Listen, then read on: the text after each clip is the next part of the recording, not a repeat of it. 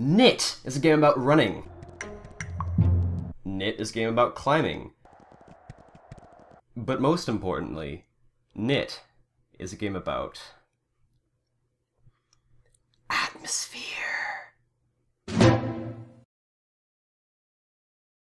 Knytt, or Knytt if you're Swedish or pretentious or culturally aware or something like that, is a 2D indie platformer developed by a wizard.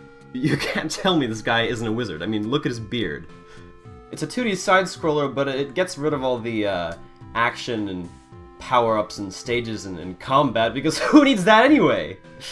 In all seriousness though, Knytt proves that you can make a good, compelling game without all that stuff.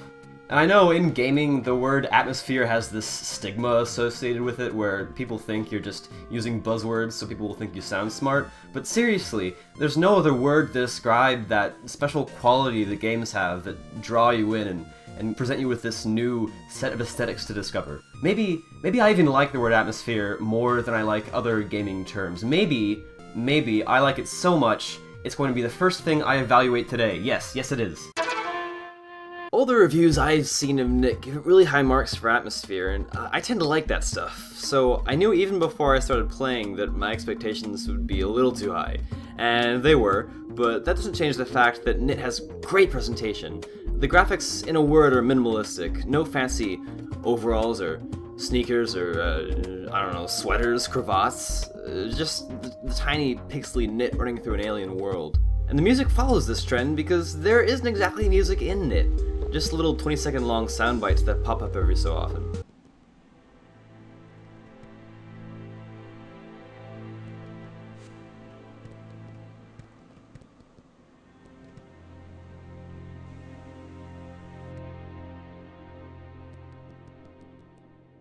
But you see, this is genius. I mean, the lack of a constant track in the background makes it all the more impactful when you do hear something. That's what minimalism is. Doing a lot with a little.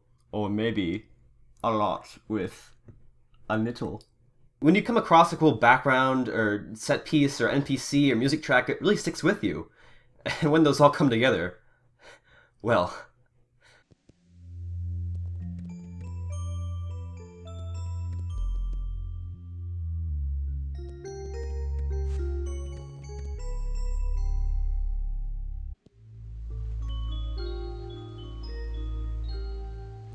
And that's the great part, it really does feel like you're coming across stuff, discovering it on your own.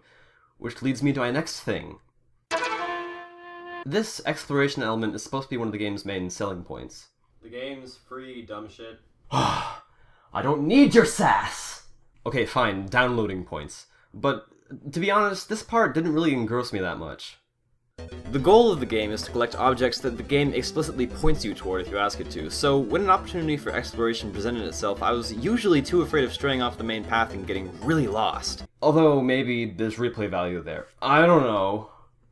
The exploration is made possible by the Knytt's ability to climb any wall, a mechanic that I actually really liked, and I'm surprised that it's so rarely used in platformers.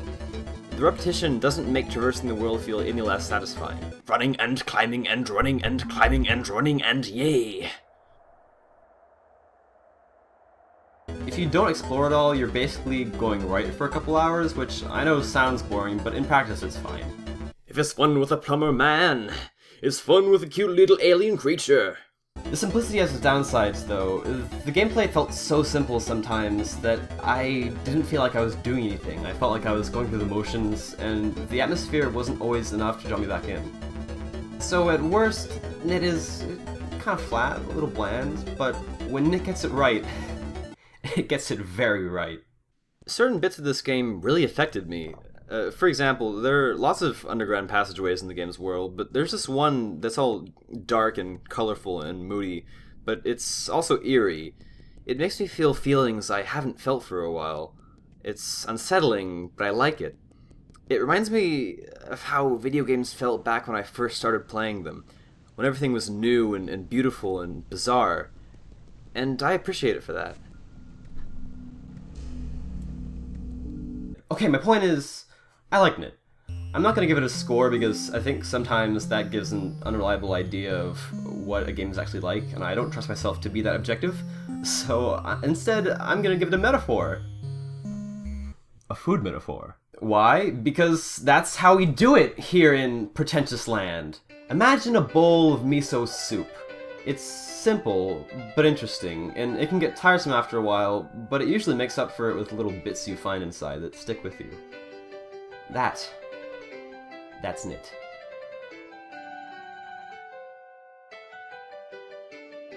I'm singing, snapping, and I'm wasting time, so you can read the description and not read the description and click the things, and this is an end screen. Yes, it is. Yeah.